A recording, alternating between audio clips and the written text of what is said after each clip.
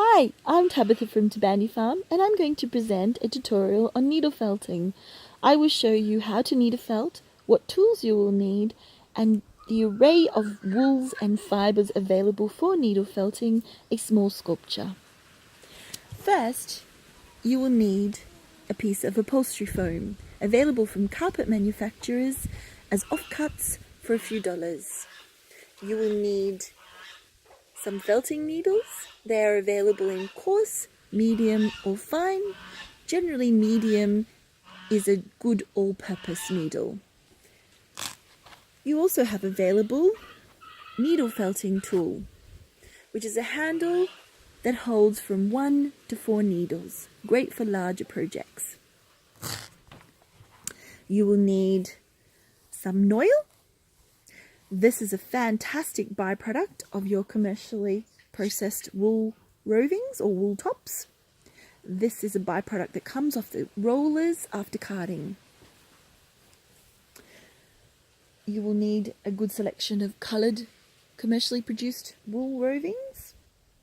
I also have here some uncarded, washed wool and dyed in an array of different colours. I have some different textural wools. I have merino, I have Ryland, I have Lincoln, beautiful for its sheen and hair-like qualities. I have a Wassie,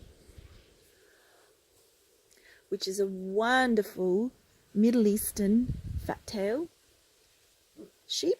It's your authentic wool for Persian rugs.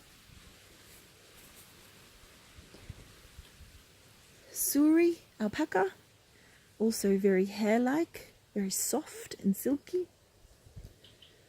Mohair, a goat, Angora goat, also very lustrous, curly, textural, great for hair. There's also silk, which can be blended into your other fibres to give you a lovely sheen. You will need some pure wool yarn, a pair of scissors, and a textural grippy surface, which you'll see what it's used for later in this demonstration. Okay, so we start with our noil. This is great for stuffing and for the internals of our needle felting sculptures, as we don't want to use our end product wool. It's too expensive that way and you won't see it from the inside. Start by opening up your fibres between your fingers to get any woolen clumps out and separate. Put a bit of air into there and an evenness of our wool. We can do a lot manipulating with our hands. Pop it on your foam. Take your needle and in an up and down motion, pierce the wool. If you don't feel comfortable with your fingers so close, pop the needle in, grab a second needle and use it with 2 needles to felt with. I have used this technique on children as young as 3 with no problems and no injuries.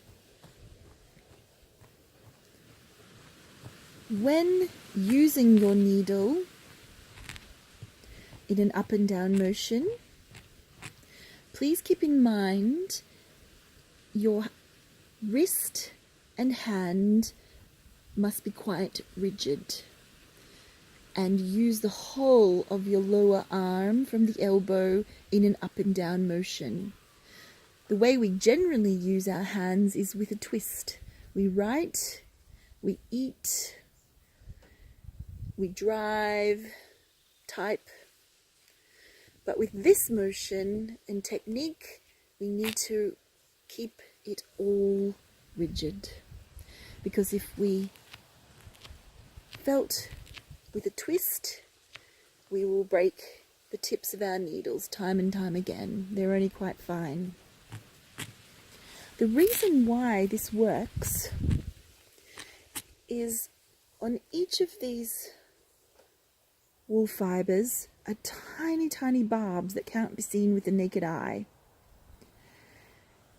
And when they are met with friction, which is replicated here on the end of our needle with tiny, tiny barbs, this generates heat, which causes the barbs to open, interlock, and shrink. And that is the felting process. So heat friction is what creates the felting process.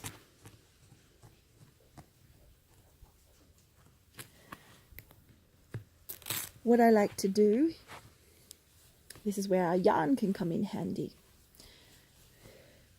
To remove a lot of that air and to help speed up our felting process, take some of your pure wool yarn and bind our internal structure, like so. This is removing a lot of the air.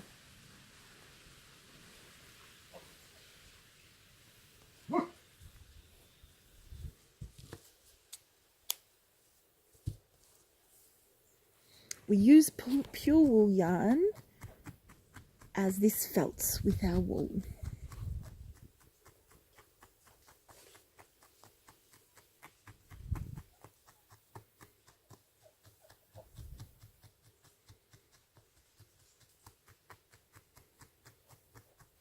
And keeps our fibres in place, nice and tight, for the felting process to be a bit quicker.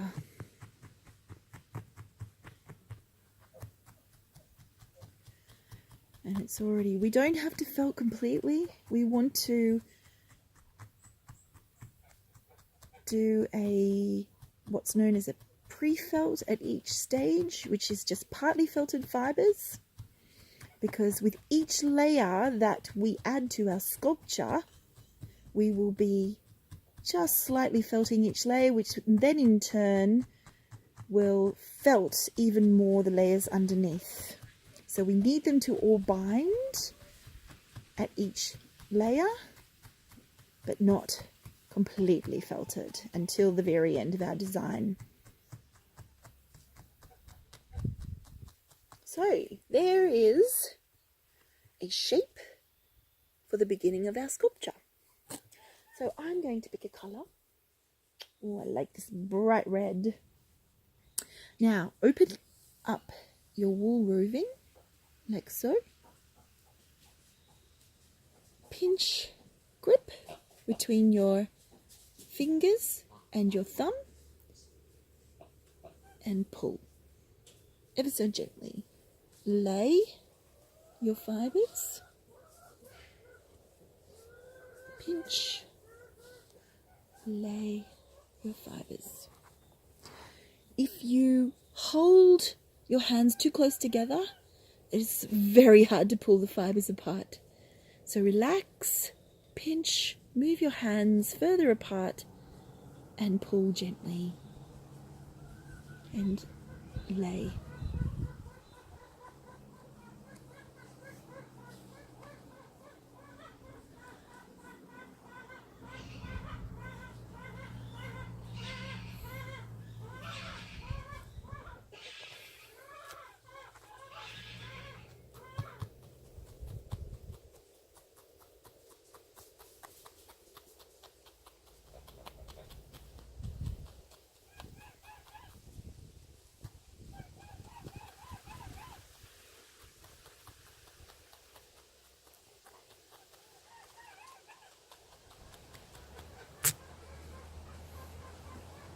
Again, pinch, pull, lay.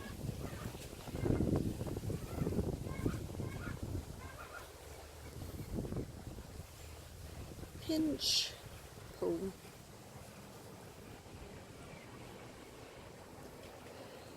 We can also, with our fingertips, pull.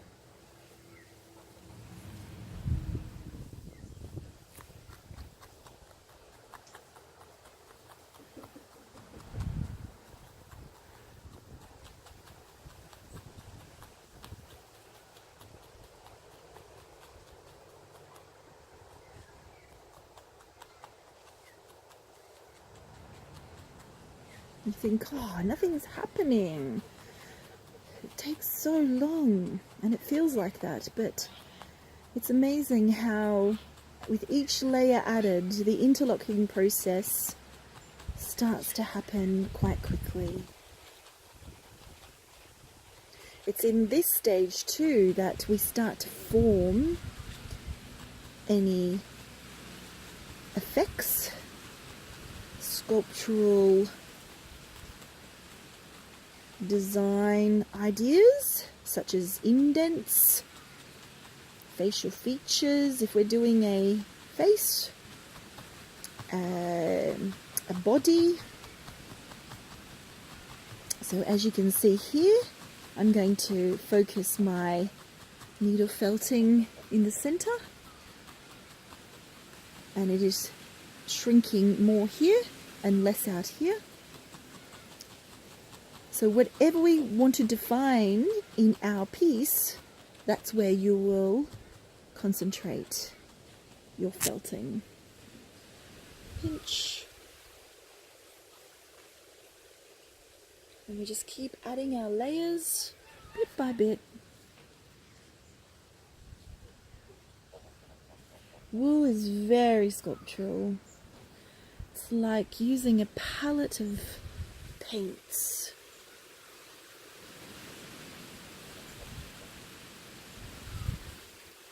Wool is an alive fibre. It has a memory, so whichever way we manipulate it, it stays that way. It warms to touch.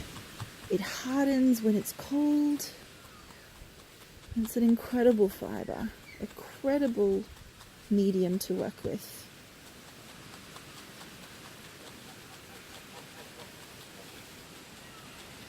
All from animals.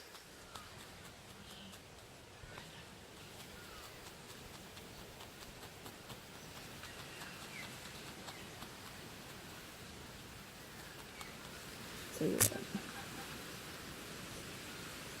as you can see, our project with the felting process, the more we add and the more we needle felt, it is becoming smaller. Generally, wool will shrink up to 30% in the felting process. So keep that in mind for any design ideas you may have or size ideas you have. Generally add 30% more to your design idea.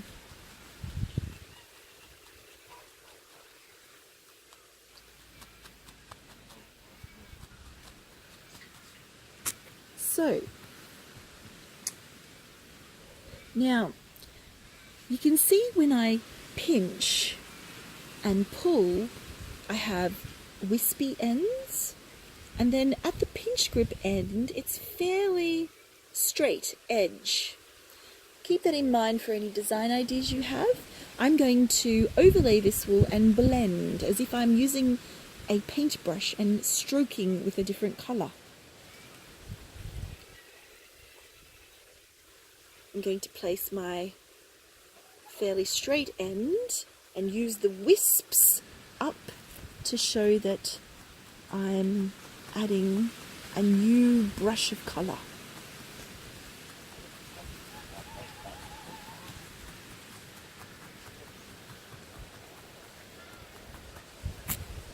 And again,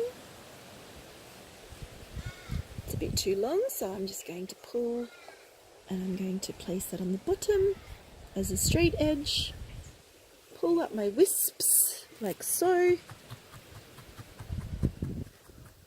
Have you got an idea of what I'm making?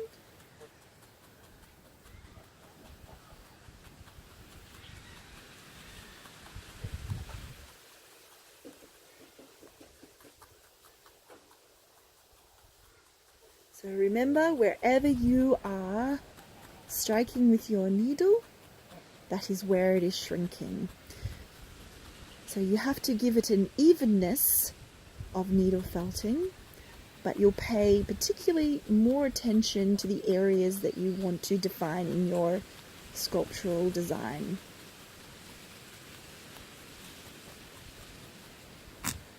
Let's change colour again. Open up your fibres, pinch.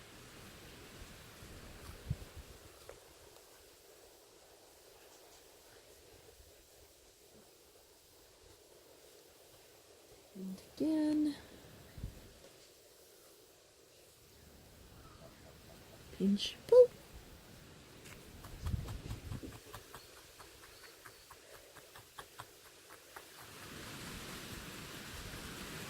If you go, oh my goodness, I think I've added a bit too much green there. I can't undo that. That's okay. We'll just go back to our red. Pull. And we can come back this way.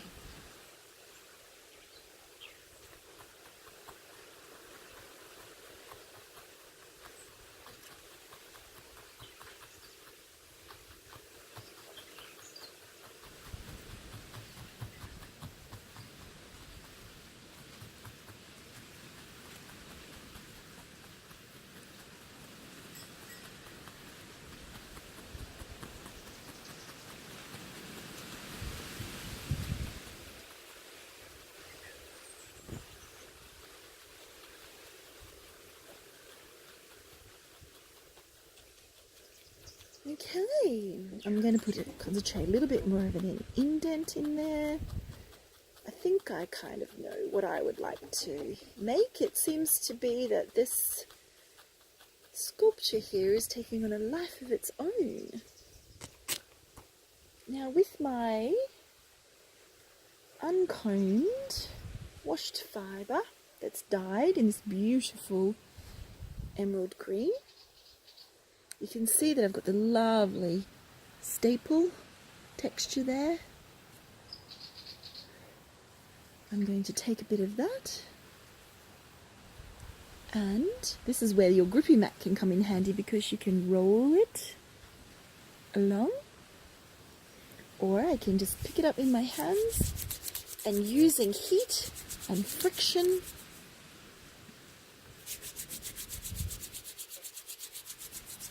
it also felts.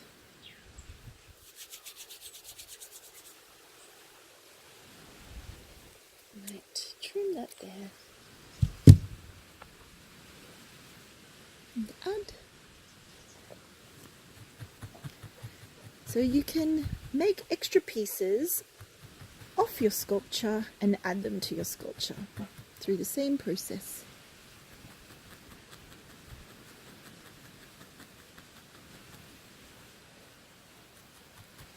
Like so. Again, I will take some uncombed, washed and dyed fleece. I'll open these fibres like so. Don't be afraid to really feel your wool. Open your fibres up. See how they work. Then we can scrunch them up again. This is the lovely part. I'm going to place this here, and I'm going to make a shape. Remember to keep in mind that wherever you are needle felting, they're the fibres that shrink.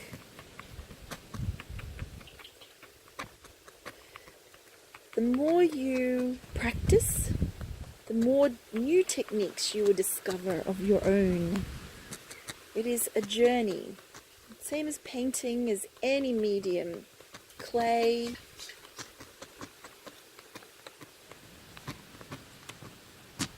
drawing, using different types of lead and pencils, crayons, fabrics. Everything behaves, and it's only a matter of getting in and experimenting with texture, wool types, different techniques, how long you felt for, how little you felt for. So, as you can see, that is felted just within that little amount of time. But it's only partly felted, so I can add a different colour.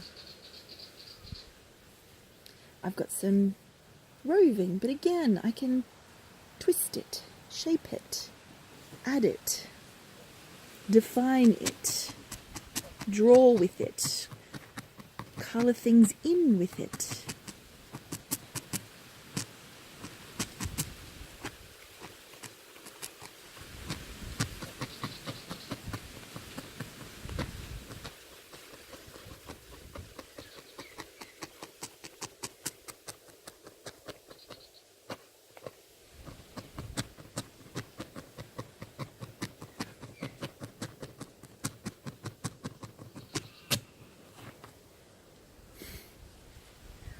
And we can add that to our piece.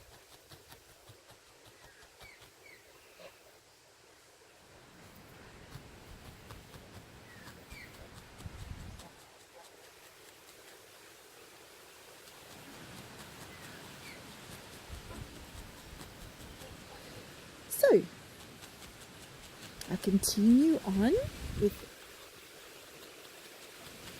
felting some more here on my other pieces that I've added. Sometimes it's nice to add a little bit more to your sculpture because it does take a life of its own.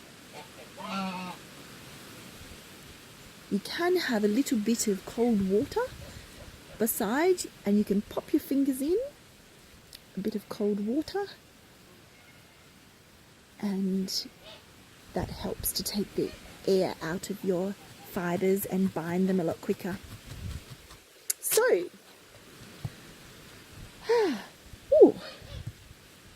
now in my different fibres here, I have pieces like this. They give me inspiration.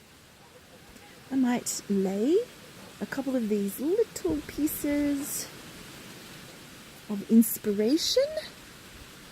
They look to me like little leaves that you may find at the bottom of a tomato.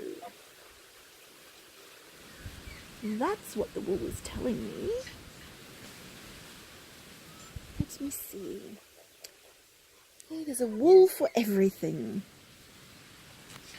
All wool is good wool, I say.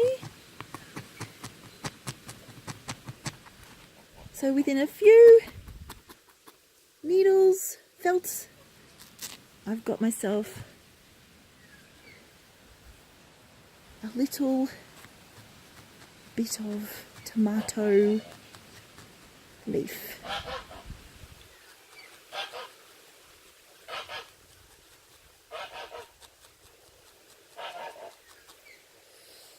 Okay, so we have a tomato. Now, let's give him some character.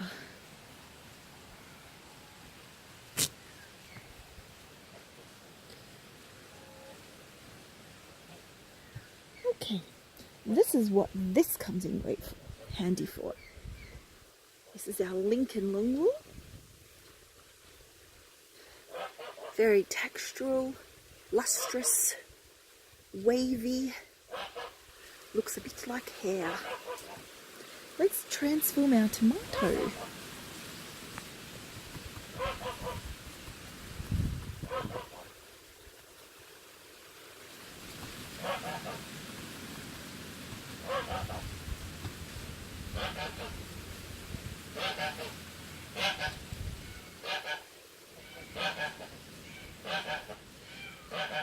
this is your staple, as I've said before. This is where it's attached to your sheep. This is the end of the hair on the outside of the sheep.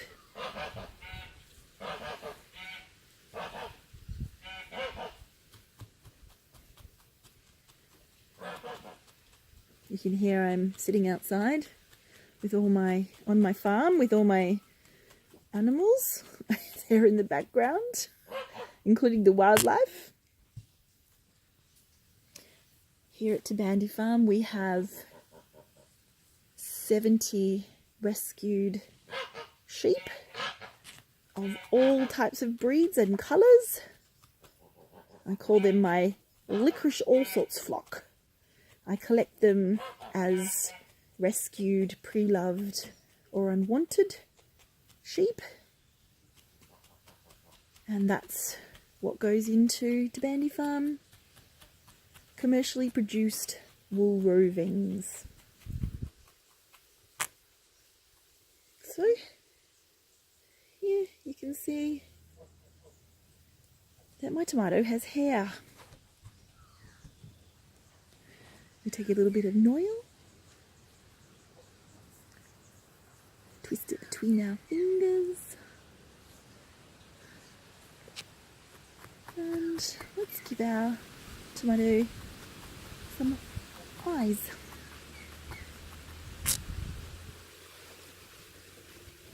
So as you can see, I'm just felting a little at each stage and each addition of fibre, but I can guarantee you that with inside my outer layers, the felt is becoming firmer and more consolidated.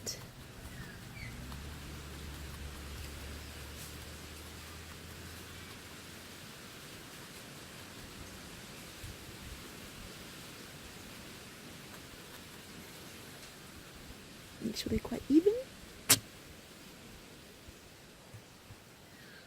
And we shall use some naturally coloured merino. Cut a little bit that we want because we don't need a whole staple. Put our pupil in there. Again, cut. Can give it a little bit of a finger twirl.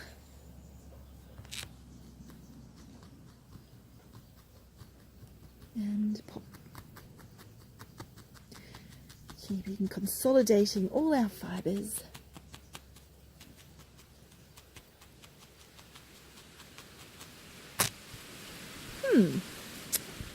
Take a bit of yarn.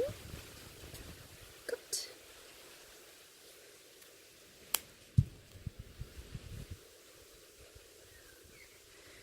So this is why we need pure wool yarn. So I can needle felt it in the same way I am with the unspun yarn.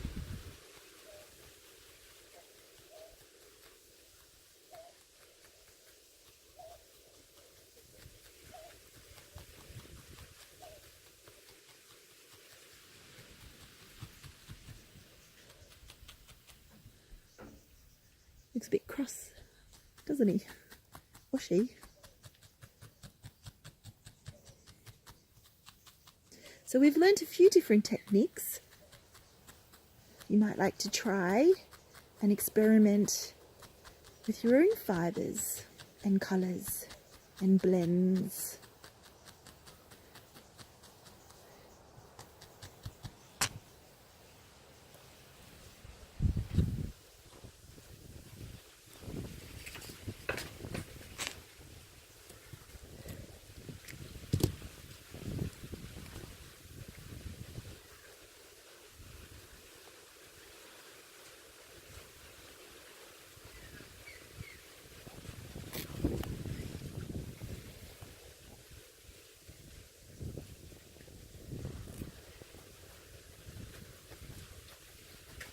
There. So this is tomato.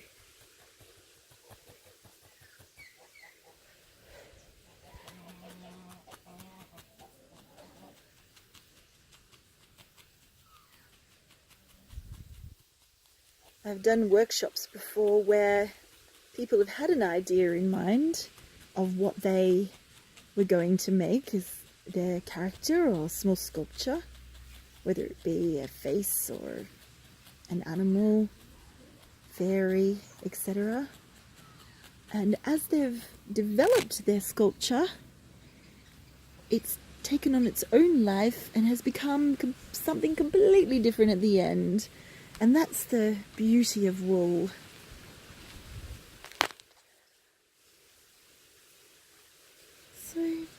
So we've used several types of wools, techniques. I can keep consolidating that. It depends what I want to use my little Mrs. Tomato head for.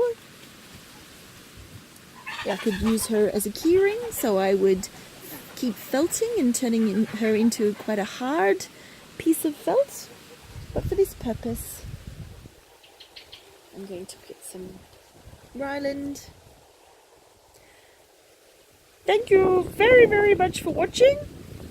We hope you enjoyed our tutorial.